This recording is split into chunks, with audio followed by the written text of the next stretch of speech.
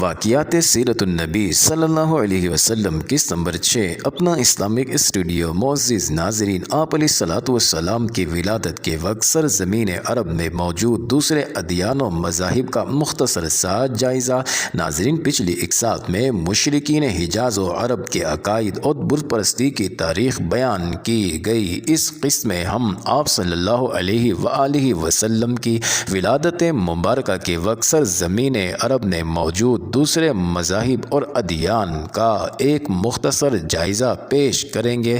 ناظرین، یہودیت عرب نے بت پرستی کے بعد دوسرا اہم ترین مذہب یہودیت تھا۔ ناظرین، یہ لوگ دو وجہ سے سرزمین میں آباد ہوئے۔ ایک تو اس لیے کہ حضرت عیسیٰ علیہ السلام کی پیدائش سے 500 سال پہلے جب بابل کے بادشاہ بخت نصر نے فلسطین کو تاراج کیا اور تباہ و برباد کیا تو یہودیوں کے بہت سے قبائل جان بچا کر دنیا کے کئی دوسرے حصوں کی طرف بھاگے۔ انہی میں سے چند قبائل عرب کی طرف آ نکلے اور خود کو یہاں محفوظ جان کر آباد ہو گئے۔ دوسری بہت اہم وجہ یہ تھی کہ یہودیوں کو تورات و زبور کی پیش گوئیوں کی وجہ سے علم تھا کہ اللہ ان قریب اپنا آخری پیغمبر سرزمین عرب میں مبعوث فرمانے والا ہے۔ یہ اس نبی کو اپنا نجات دہندہ جانتے تھے، اس لیے یہ لوگ آخری نبی کے انتظار میں یہاں آ کر آباد ہو گئے۔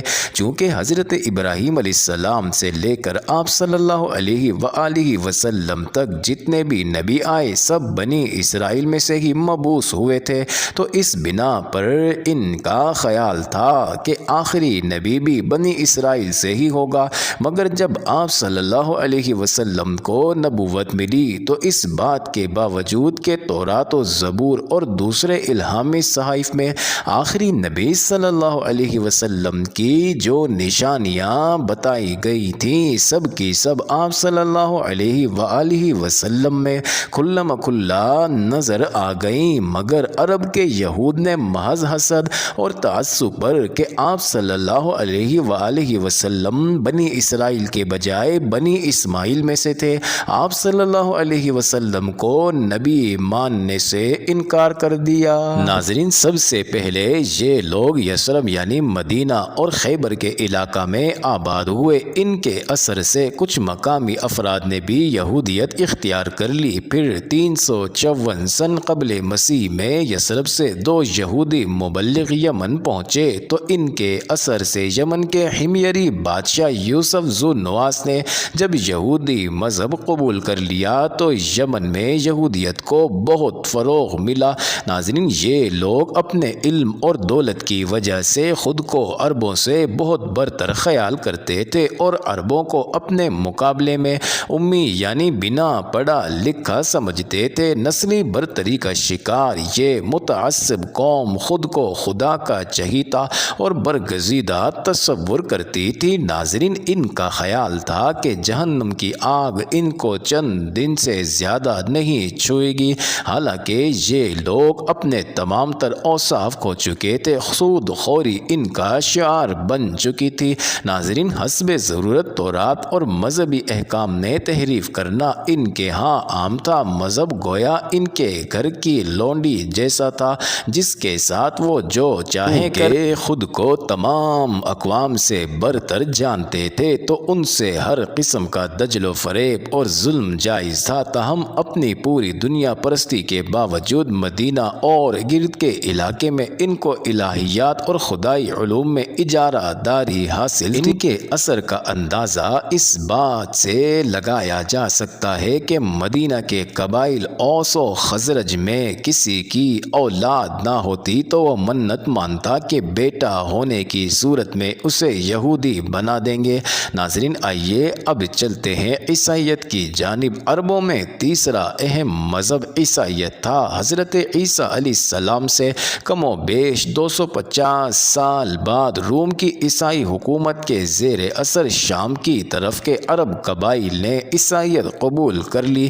ناظرین، دوسری طرف ہیرا کے عرب بادشاہ نعمان بن منظر نے دین عیسوی قبول کیا تو وہاں کے بہت سے لوگ عیسائی ہو گئے، جبکہ یمن میں جب عیسائی مبلغین کی تبلیغ پر کچھ لوگ عیسائی ہوئے تو یہودی بادشاہ یوسف ذو نواس نے ان پر بے پناہ ظلم و ستم کیا اور پھر قتل کرا دیا۔ ناظرین، روم کی عیسائی حکومت تک جب یہ خبر پہنچی تو قیصر روم بہت غضبناک ہوا۔ ناظرین، اس نے شاہ حبشہ کو، جو رومی حلقہ اثر میں ایک عیسائی حکمران تھا، حکم دیا کہ یوسف ذو نواس سے اس ظلم و ستم کا بدلہ لیا جائے۔ چنانچہ وہاں سے ایک حبشی نژاد لشکر آیا اور یوسف ذو نواس کو شکست دے کر یمن پر بھی عیسائی حکومت قائم کر دی۔ ابراہ بن اشرم اسی لشکر کا ایک فوجی سردار تھا جو بتدریج ترقی کر کے بالآخر یمن کا نیم خود مختار بادشاہ بن بیٹھا۔ یہ کٹر عیسائی تھا اور اس نے یمن میں عیسائیت کے فروغ کے لیے بے پناہ کام کیا۔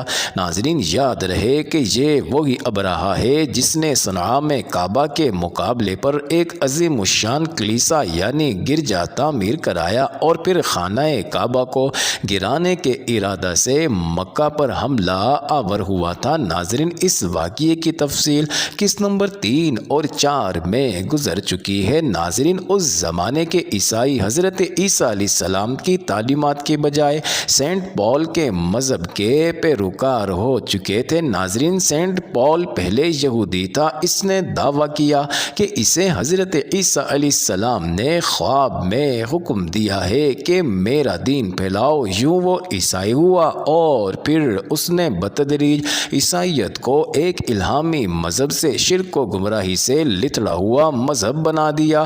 ناظرین، اس نے عیسائیت میں عقیدہ تثلیث یعنی 3 خداؤں کا عقیدہ شامل کیا۔ حضرت عیسیٰ علیہ السلام کو اللہ کا بیٹا ٹھہرایا۔ ناظرین، اس نے عیسائیوں کو اس فریب میں مبتلا کر دیا کہ حضرت عیسیٰ علیہ السلام سولی چڑھ کر سب عیسائیوں کے گناہوں کا کفارہ ادا کر گئے ہیں اور اب انہیں گناہ کی کھلی چھٹی ہے۔ ناظرین، سینٹ پال کے زیر اثر عیسائی صرف پادری کے سامنے اعتراف جرم گناہ کو ہی کافی سمجھتے، تاہم یہود کے مقابلے میں ان کی اخلاقی حالت قدرے بہتر تھی اور قبول حق کی صلاحیت سے بھی یہ لوگ بہرہ ور تھے۔ ناظرین، اس بات کا اندازہ آج بھی کیا جا سکتا ہے کہ آج بھی اسلام کی حقانیت جان کر مسلمان ہونے والوں میں یہودیوں کے مقابلے میں عیسائیوں کی تعداد بہت زیادہ ہے۔ ناظرین، سابقہ اقساط میں مشرکین حجاز و عرب کے عقائد اور بت پرستی کی تاریخ اور مذہب یہودیت و عیسائیت کا تذکرہ کیا گیا۔ اس قسط میں ہم آپ صلی اللہ علیہ وآلہ وسلم کی ولادت مبارکہ کے وقت سرزمین عرب میں موجود باقی مذاہب اور ادیان کا ایک مختصر جائزہ پیش کریں گے۔ ناظرین، آئیے اب چلتے ہیں آتش پرست کی جانب۔ ایران و عراق کی سرحد کے پاس آباد عرب قبائل ایرانیوں کے مذہب آتش پرستی سے بہت متاثر ہوئے۔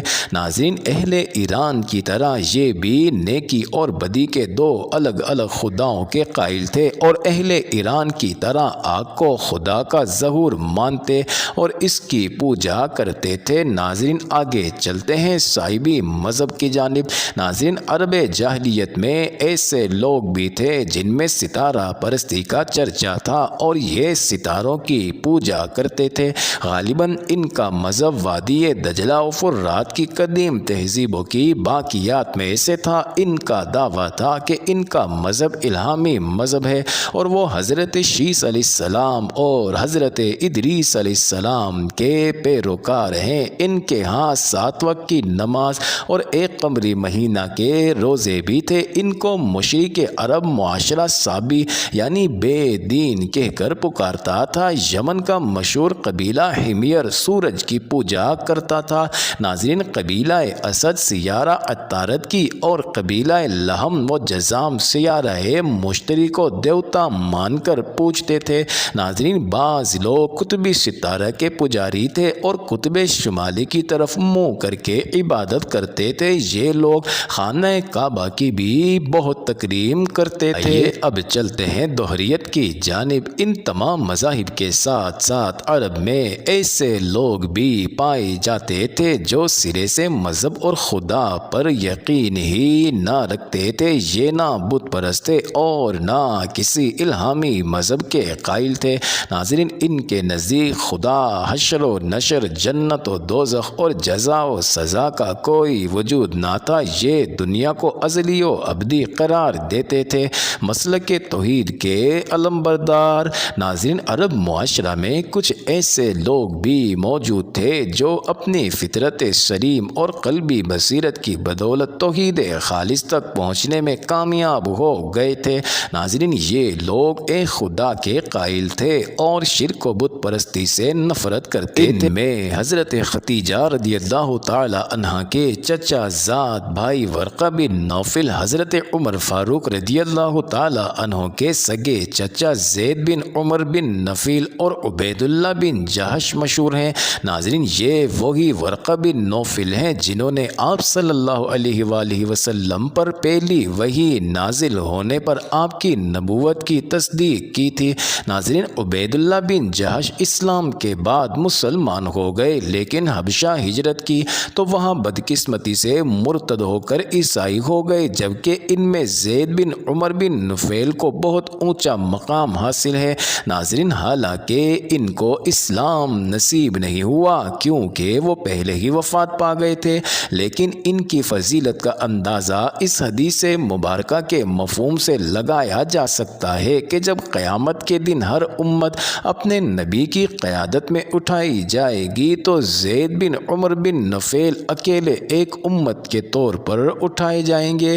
ناظرین، زید بن عمر بن نفیل نے بت پرستی، مردار خوری، خون ریزی اور دیگر تمام معاشرتی خباثتوں کو اپنے اوپر حرام کر لیا تھا، اور جب ان سے ان کے مذہب کے متعلق پوچھا جاتا تو آپ جواب دیتے کہ عبد ربی ابراہیم، میں ابراہیم کے رب کی پرستش کرتا ہوں۔ ناظرین، آپ بت پرستی سے سخت بیزار تھے اور خانہ کعبہ میں بیٹھ کر قریش کو کہتے کہ میرے سوا تم میں ایک بھی شخص دین ابراہیمی پر نہیں ہے۔ آپ قوم کو بت پرستی سے منع کرتے رہتے تھے۔